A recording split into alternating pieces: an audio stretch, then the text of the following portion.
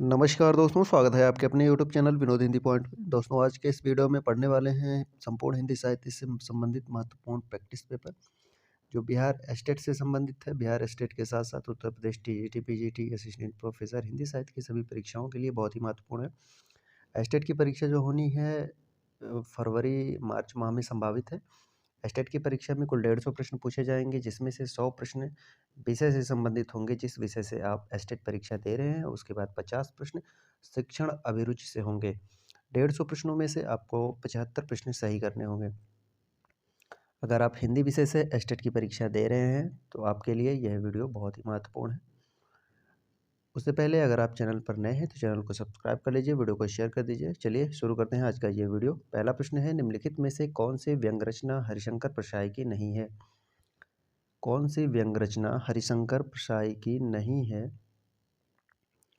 तो इसका सही उत्तर हो जाएगा नेताजी कहिन। ये हरिशंकर प्रसाई की रचना नहीं है, ये मनोहर श्याम जोशी की रचना है। ठीक है, मनोहर श्याम जोशी की ये रचना है। अगला है, जहांगीर जस चंद्रिका के रचनाकार कौन है? जहांगीर जस चंद्रिका के रचनाकार कौन है? स्टेट की परीक्षा में जो प्रश्न पूछे जाएंगे हिंदी विषय से बहुत ज़्यादा कठिन प्रश्न नहीं रहेंगे। जहांगीर जस चंद्रिका के रचनाकार कौन है? तो इसका सही उत्तर हो जाएगा आचार्य केशवदास। जहांगीर जस चंद्रिका आचार्य केशवदास की रचना है। ठीक है, अगला है, हिंदी समाचार पत्र बंगदूत प्रकाशित हुआ था। हिंदी समाचार पत्र बंगदूत कब प्रकाशित हुआ था? तो 1829 ईस्वी में प्रकाशित हुआ था बंगदूत। और इसके संपादक कौन थे? तो राजा राम मोहन राय थे। ठीक है, राजा राम मोहन राय। 1826 की बात की जाए तो जो पहला पत्र था हिंदी का, जिसके संपादक थे जुगल किशोर। ठीक है, उदंत मार्तंड कलकत्ता से प्रकाशित हुआ था 1826 में, उदंत मार्तंड। अगला प्रश्न है, चारुचंद्र लेख के उपन्यासकार कौन है? चारुचंद्र लेख के उपन्यासकार कौन है? तो इसका सही उत्तर हो जाएगा हजारी प्रसाद द्विवेदी। चारुचंद्र लेख जो उपन्यास है वह हजारी प्रसाद द्विवेदी की है। साथ ही साथ और उपन्यास हैं, जैसे बाणभट्ट की आत्मकथा है, पुनर्वा है, अनामदास का पोथा है। ये सभी उपन्यास हजारी प्रसाद द्विवेदी के हैं। अगला है, आकाश का पर्यायवाची शब्द है। आकाश का पर्यायवाची शब्द है, तो इसमें जो है आकाश का जो पर्यायवाची शब्द है नभ और शून्य, ये दोनों हैं। ए और बी विकल्प सही होगा, नभ और शून्य। पृथ्वीराज की आंखें शीर्षक नाटक के रचनाकार कौन है? पृथ्वीराज की आंखें, पृथ्वीराज की आंखें, ये जो है राम कुमार वर्मा का नाटक है। ठीक है, राम कुमार वर्मा का नाटक है पृथ्वीराज की आंखें। इनके और नाटक हैं, जैसे विजय पर्व है, रेशमी टाई है, दीपदान है। ये सभी नाटक जो है राम कुमार वर्मा के हैं।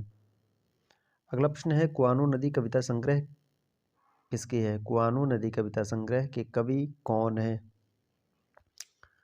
तो कुआनो नदी सर्वेश्वर दयाल सक्सेना की कविता है। सर्वेश्वर दयाल सक्सेना की ये कविता है।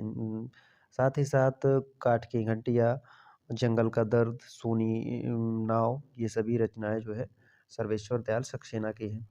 ललना, कांता, अंगना और कामिनी किसके पर्यायवाची शब्द हैं? ललना, कांता, अंगना और कामिनी ये किसके पर्यायवाची शब्द हैं? तो ये सभी जो है स्त्री के पर्यायवाची शब्द हैं। ललना, कांता, अंगना, ये सभी स्त्री के पर्यायवाची शब्द हैं। अगला है, कौल ज्ञान निर्णय के रचनाकार कौन है? कौल ज्ञान निर्णय के रचनाकार कौन है?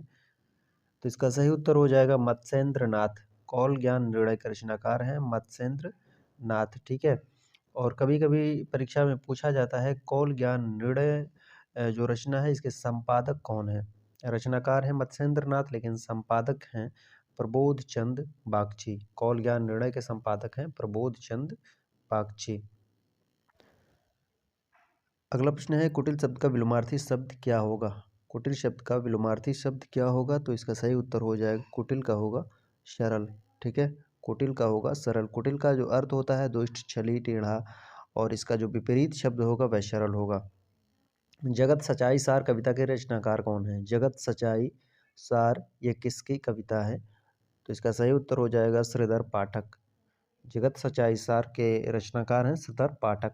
इनकी जो अनुदित रचनाएं हैं एकांतवासी योगी, उजड़ ग्राम, ऋतुसंहार, श्रांत पथिक, ये सभी जो है इनकी आधुनिक रचनाएं हैं।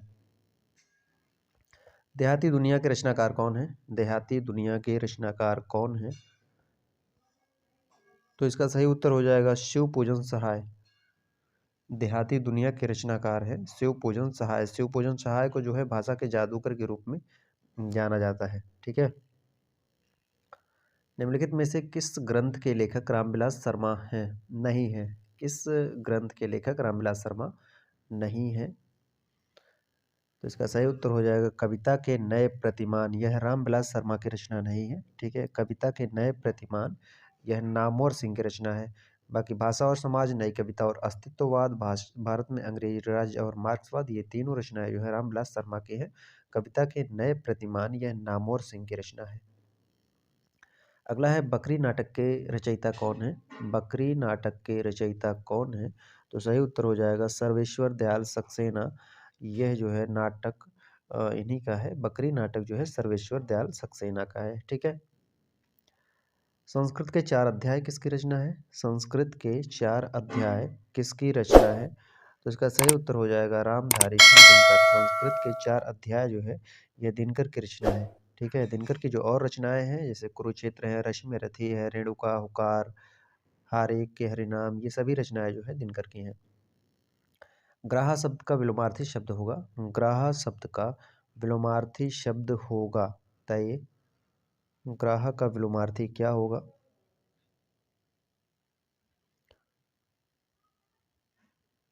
तो इसका सही उत्तर हो जाए ग्राह का होगा त्याज। ठीक है। त्याज भी होगा और अग्राह भी होगा।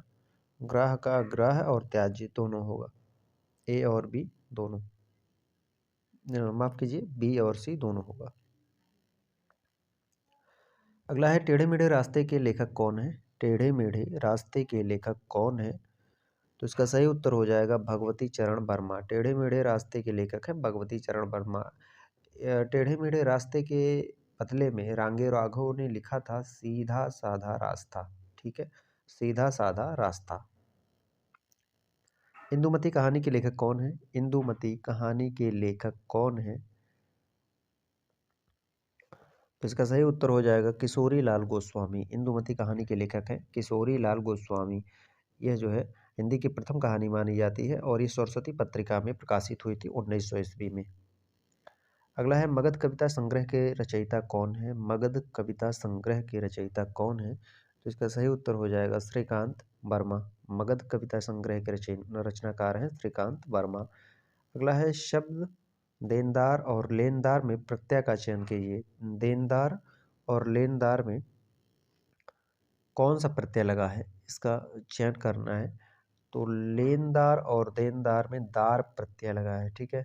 ये दार प्रत्यय लगा है। धातु में जोड़े जाने वाले जो प्रत्यय होते हैं, धातु में जोड़े जाने वाले प्रत्यय जो है कृत प्रत्यय कहलाते हैं।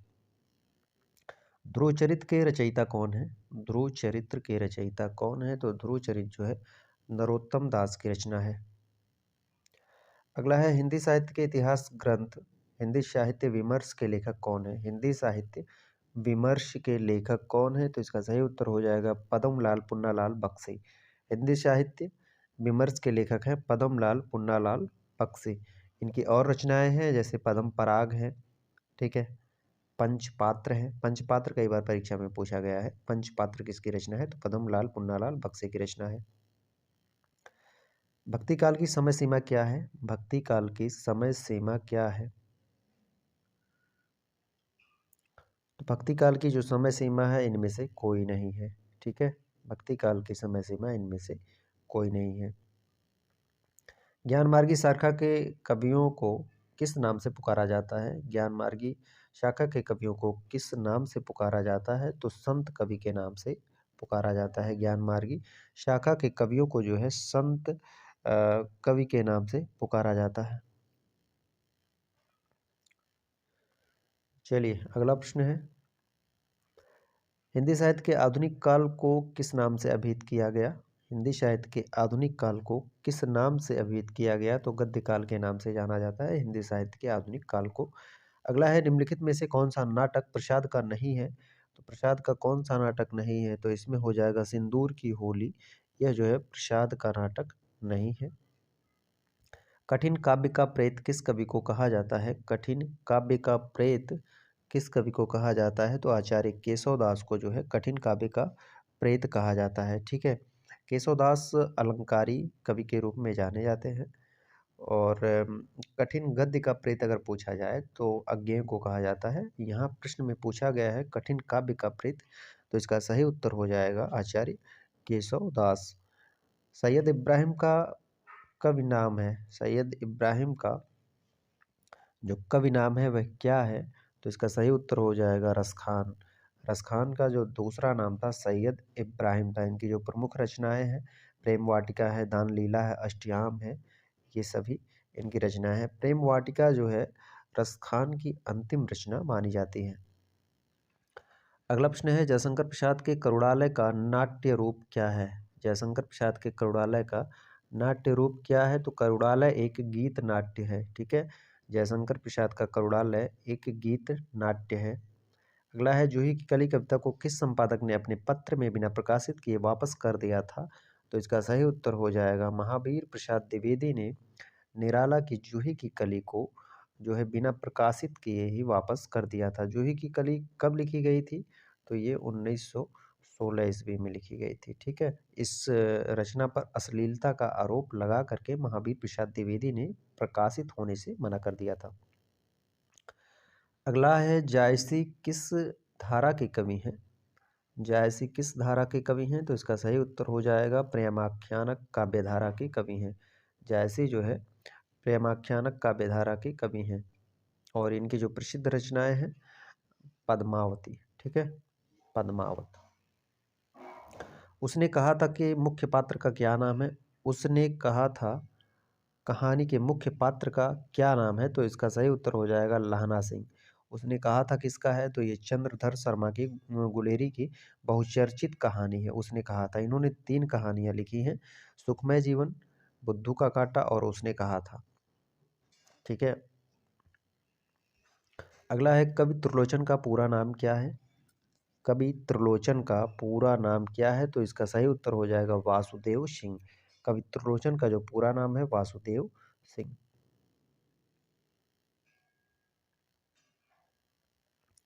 अगला है निम्नलिखित कथाकृतियों में किसका संबंध काशी से नहीं है? निम्नलिखित कथाकृतियों में किसका संबंध काशी से नहीं है? तो इसका सही उत्तर हो जाएगा अलग अलग वैतरणी। अलग अलग वैतरणी इसका संबंध काशी से नहीं है। यह जो है पूर्वांचल गांवों पर आधारित कहानी है। यह किसका है? तो ये शिव प्रसाद सिंह का आंचलिक कहानी है। अलग अलग वैतरणी जो है शिव प्रसाद सिंह का आंचलिक कहानी है। द्विवेदी युग का नामकरण किसके नाम पर हुआ? तो आसान प्रश्न है, आप सभी को पता है महावीर प्रसाद द्विवेदी के नाम पर जो है द्विवेदी युग का नामकरण हुआ था। और महावीर प्रसाद द्विवेदी ने जो सरस्वती पत्रिका का कार्यभार संभाला था 1903 से 1920 ईस्वी तक इन्होंने सरस्वती पत्रिका का कार्यभार संभाला था। अगला प्रश्न है छायावाद शब्द का सर्वप्रथम प्रयोग किस आलोचक ने किया था? छायावाद शब्द का सर्वप्रथम प्रयोग किस आलोचक ने किया था? तो इसका सही उत्तर हो जाएगा मुकुटधर पांडे। मुकुटधर पांडे ने छायावाद शब्द का सर्वप्रथम प्रयोग किया था। केशव कहीं ना जाए का कहिए यह पंक्ति किस रचनाकार की है? केशव कहीं ना जाए का कहिए यह पंक्ति किस रचनाकार की है? तो इसका सही उत्तर हो जाएगा तुलसीदास। सूची 1 का सूची 2 से मिलान करना है। सूची 1 का सूची 2 से मिलान करना है। यहाँ देखिए इतिहासकार एक तरफ है और दूसरी तरफ है नामकरण। रामचंद्र शुक्ल ने जो है क्या नाम दिया था आदिकाल का? तो वीरगाथा काल इन्होंने कहा था। आचार्य रामचंद्र शुक्ल ने, हजारी प्रसाद द्विवेदी ने आदिकाल कहा था। राहुल शंकरतायन ने सिद्ध सामंत काल कहा था। मिश्र बंधुओं ने जो है प्रारंभिक काल कहा था। ठीक है, अगला है निम्नलिखित में से किस पत्रिका के संपादक भारतेंदु हरिश्चंद्र थे? भारतेंदु हरिश्चंद्र किस पत्रिका के संपादक थे? तो सही उत्तर हो जाएगा कवि वचन सुधा। कवि वचन सुधा के संपादक थे भारतेंदु हरिश्चंद्र।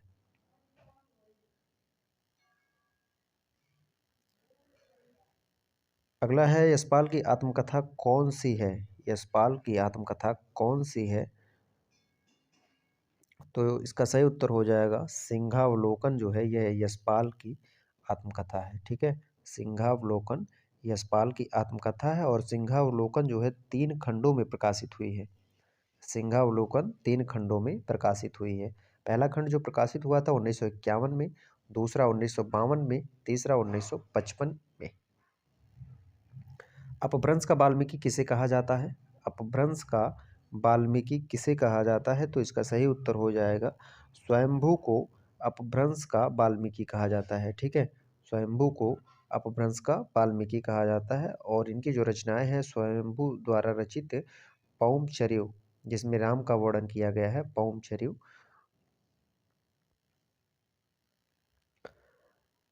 अगला है इन मुसलमान हरिजनन पर कोटिक हिंदू वारिये, यह कथन किसका है?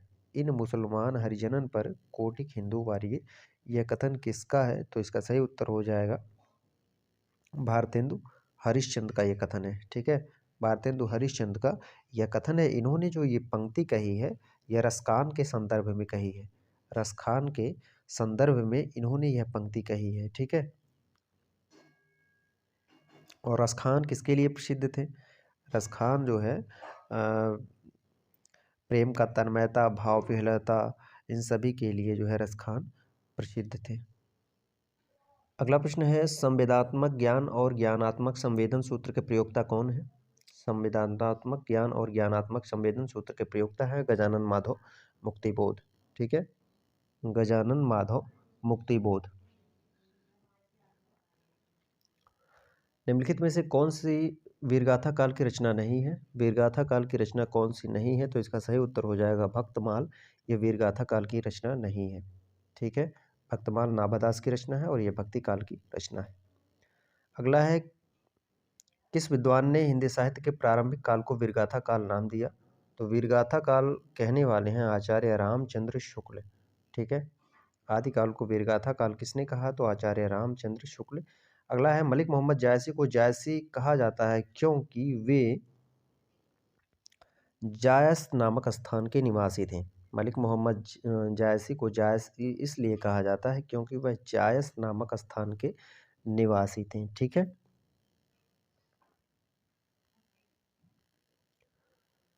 अगला प्रश्न है आदिकाल के लिए बीजोपन काल नामकरण किसने दिया?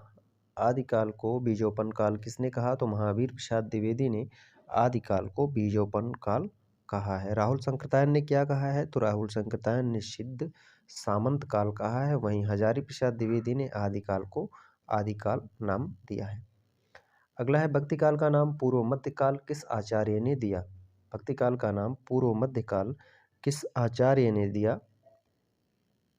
तो इसका सही उत्तर हो जाएगा डॉक्टर नगेंद्र ने भक्ति काल का जो नाम पूर्व मध्यकाल नाम दिया था डॉक्टर नगेंद्र ने।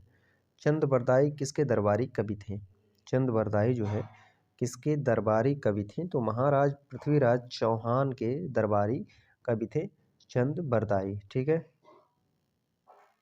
पृथ्वीराज रासो किस कवि की रचना है? पृथ्वीराज रासो किस कवि की रचना है? तो पृथ्वीराज रासो जो है यह चंद बरदाई की रचना है, जिसमें जो है 69 सर्ग हैं और 68 प्रकार के छंदों का वर्णन किया गया है पृथ्वीराज रासो में। ठीक है,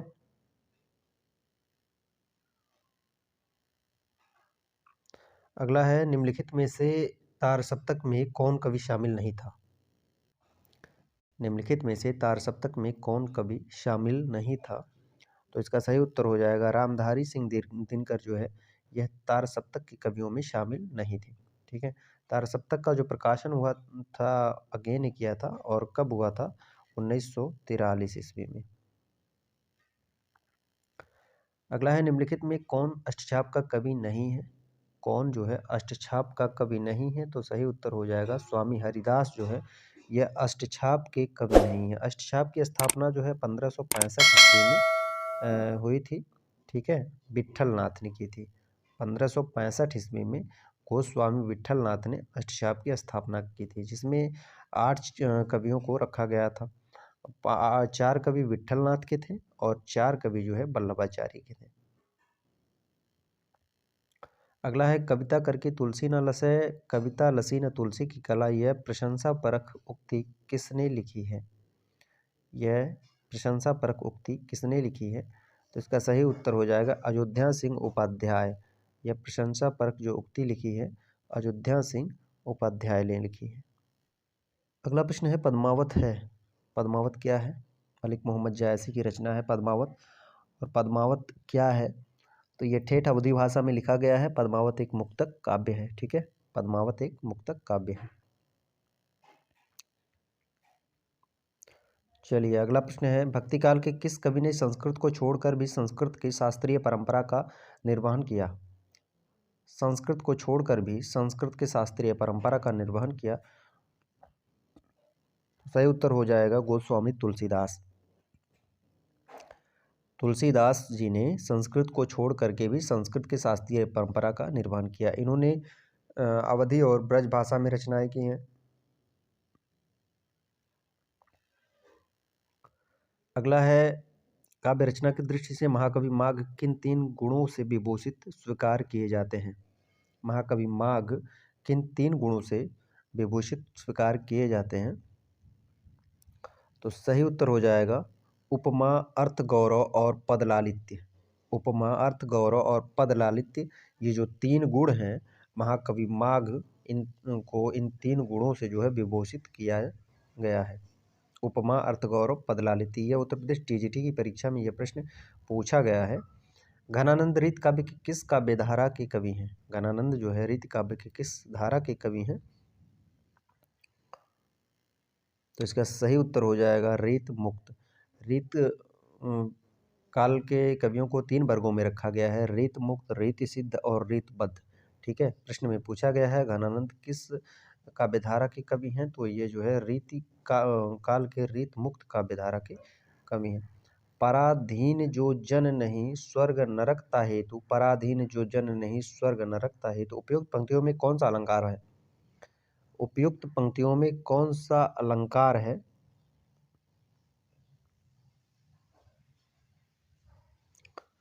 तो इसमें जो है अनुप्रास अलंकार होगा। पराधीन जो जन नहीं स्वर्ग नरक ना हेतु, पराधीन जो जन नहीं स्वर्ग नरकता हेतु, इसमें जो है अनुप्रास अलंकार होगा। ठीक है, द्विज शब्द का क्या अर्थ है? द्विज शब्द का क्या अर्थ है? तो द्विज का अर्थ होगा ब्राह्मण, दांत और पक्षी, इनमें से सभी। समुच्चय बोधक को कहते हैं, समुच्चय बोधक को कहते हैं। तो समुच्चय बोधक को क्या कहते हैं? अभिकारी कहते हैं। ठीक है, समुच्चय बोधक को जो है अभिकारी कहते हैं। मात्रिक अर्धसम जाति का छंद है, मात्रिक अर्धसम जाति का छंद है, तो यह जो है दोहा का छंद है। ठीक है, मात्रिक अर्धसम या दोहा का छंद है। निम्नलिखित युग्मों से कौन सा युग्म गलत है? कौन सा युग्म गलत है? अवधी पूर्वी हिंदी, ब्रजभाषा पश्चिमी हिंदी, भोजपुरी पूर्वी हिंदी, खड़ी बोली पश्चिमी हिंदी। तो इसमें कौन सा युग्म गलत है? तो भोजपुरी जो है यह पूर्वी हिंदी की बोली नहीं है। ठीक है, भोजपुरी बिहारी हिंदी की बोली है। पूर्वी हिंदी की बोलियों में जो है अवधी, बघेली, छत्तीसगढ़ी है। लड़के ने पुस्तक पढ़ी वाक्य का कौन सा रूप है? लड़के ने पुस्तक पढ़ी, तो यह पूर्ण वर्तमान होगा। लड़के ने पुस्तक पढ़ी, पूर्ण वर्तमान। लड़का पेड़ से गिरा, लड़का पेड़ से गिरा में कौन सा कारक होगा? तो यहाँ जो है अपादान कारक है, लड़का पेड़ से गिरा। मूल अकर्मक धातुओं के साथ प्रत्यय जोड़कर बनाई गई क्रिया क्या कहलाती है? मूल अकर्मक धातुओं के साथ प्रत्यय जोड़कर बनाई गई क्रिया क्या कहलाती है? तो ये जो है साधित सकर्मक धातु, साधित सकर्मक धातु। निम्नलिखित में से कौन स्त्रीलिंग नहीं है? निम्नलिखित में से कौन जो है स्त्रीलिंग नहीं है? तो इसका सही उत्तर हो जाएगा पानी। पानी जो है स्त्रीलिंग शब्द नहीं है। निम्नलिखित में घोड़ा का पर्यायवाची शब्द नहीं है, घोड़ा का पर्यायवाची शब्द नहीं है, तो यातुधान जो है यह घोड़ा का पर्यायवाची शब्द नहीं है। अश्व, सैंधव, घोटक ये तीनों है। घोटक जो है तत्सम शब्द है घोड़ा का। नीचे कुछ शब्द दिए गए हैं, प्रत्येक शब्द में प्रयुक्त प्रत्यय विकल्पों से चुनिए। डिबिया, डिबिया में कौन सा प्रत्यय होगा? तो डिबिया में इया प्रत्यय होगा, इया।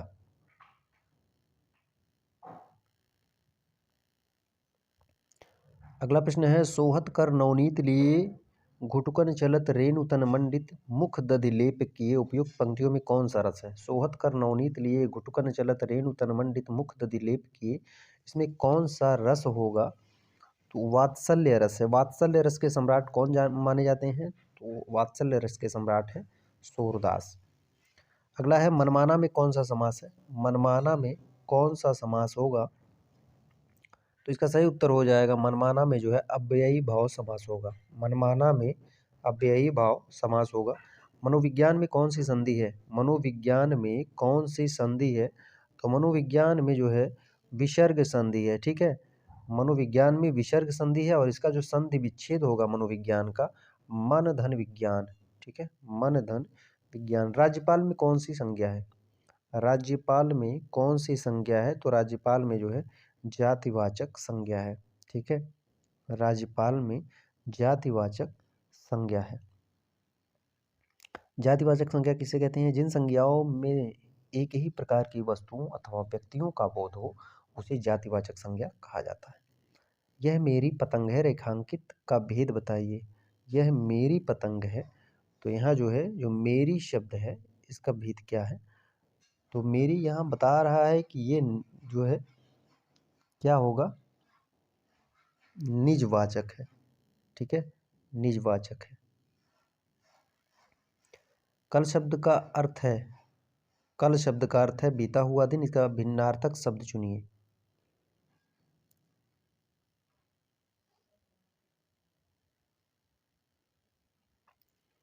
तो इसका सही उत्तर हो जाएगा आने वाला कल।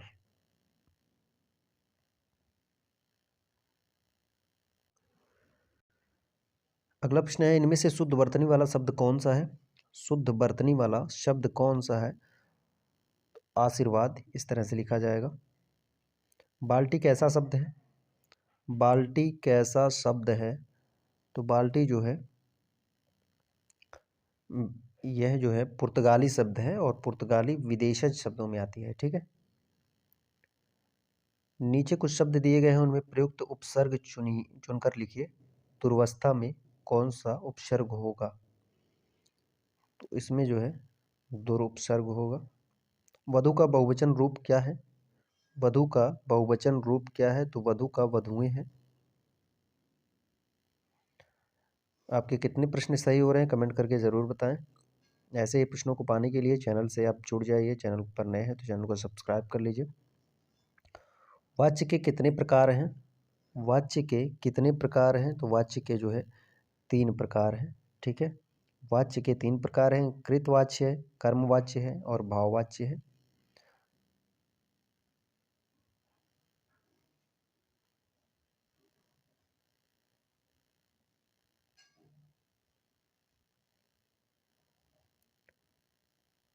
धोखे भरे आधुनिक समाज में खाली स्थान प्रवृत्ति दिन प्रतिदिन बढ़ती जा रही है।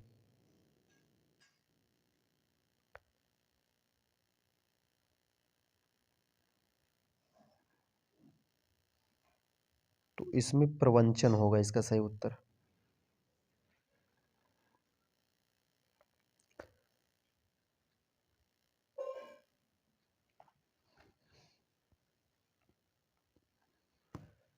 विशेष शब्द है। विशेष शब्द है। विशेष जो है लघु शब्द है। ठीक है, विशेष लघु शब्द है।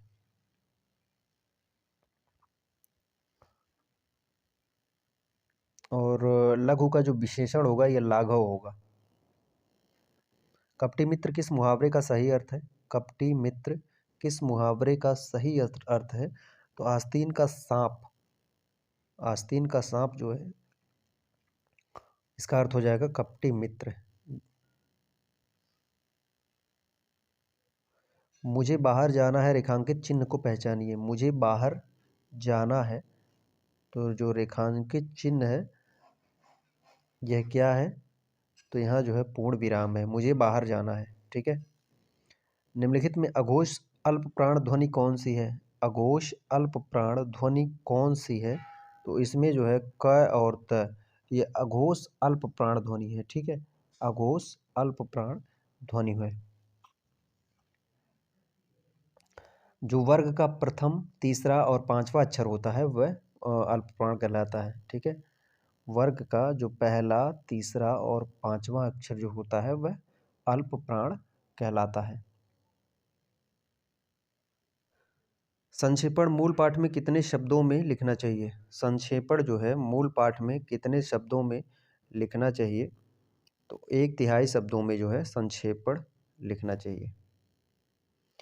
हिंदी में ध्वनियाँ कितने प्रकार की होती हैं? हिंदी में ध्वनियाँ कितने प्रकार की होती हैं?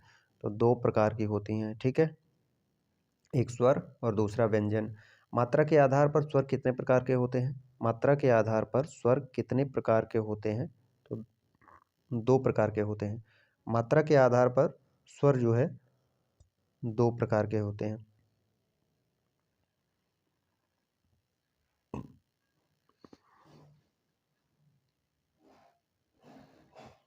मात्रा के आधार पर स्वर कितने प्रकार के होते हैं? मात्रा के आधार पर स्वर कितने प्रकार के होते हैं? तो 2 प्रकार के स्वर होते हैं। ठीक है, मात्रा के आधार पर 2 प्रकार के स्वर होते हैं। एक हर्ष स्वर होता है और दूसरा जो है दीर्घ स्वर होता है। ठीक है, जीवा के आधार पर स्वर कितने प्रकार के होते हैं? जीवा के आधार पर स्वर कितने प्रकार के होते हैं? तो 3 प्रकार के होते हैं। जीवा के आधार पर स्वर 3 प्रकार के होते हैं। एक अग्र स्वर है, दूसरा मध्य स्वर है, तीसरा पश्च स्वर है। निम्न में कौन सा शब्द पुल्लिंग है? कौन सा शब्द पुल्लिंग है? तो इसमें जो है आभार जो शब्द है यह पुल्लिंग होगा। आभार शब्द पुल्लिंग है। अगला प्रश्न है, निम्न में कौन सा शब्द पुल्लिंग है? निम्न में कौन सा शब्द पुल्लिंग है? तो इसमें जो है बताइए, कष्ट शब्द जो है यह पुल्लिंग है। अगला है, स्त्रीलिंग शब्द कौन सा है? निम्न में कौन सा शब्द स्त्रीलिंग है? तो स्त्रीलिंग जो शब्द होगा वह आय है। ठीक है, आय शब्द स्त्रीलिंग है। अगला है, निम्न में कौन सा शब्द स्त्रीलिंग है? निम्न में कौन सा शब्द स्त्रीलिंग है? तो इसमें जो स्त्रीलिंग शब्द होगा वह सभा होगा। संधि कितने प्रकार की होती है? संधि कितने प्रकार की होती है? तो संधि जो है 3 प्रकार की होती है। व्यंजन संधि, विसर्ग संधि और स्वर संधि। यह 3 प्रकार की संधि होती है। आज का हमारा अंतिम प्रश्न है, सदानंद का संधि विच्छेद कीजिए। सदानंद का संधि विच्छेद कीजिए। तो सत धन आनंद, ये सदानंद का संधि विच्छेद होगा। और इसमें कौन सी संधि है? तो इसमें जो है व्यंजन संधि है। ये थे हमारे 100 महत्वपूर्ण प्रश्न। प्रश्न अच्छे लगे हों तो आप वीडियो को शेयर कर दीजिए। चैनल पर नए हैं तो चैनल को सब्सक्राइब कर लीजिए। इसी तरह के प्रैक्टिस पेपर को, इसी तरह के प्रश्नों को हम बराबर आप लोगों के बीच लाते रहते हैं। चलिए मिलते हैं अगले प्रैक्टिस पेपर में, तब तक के लिए नमस्कार।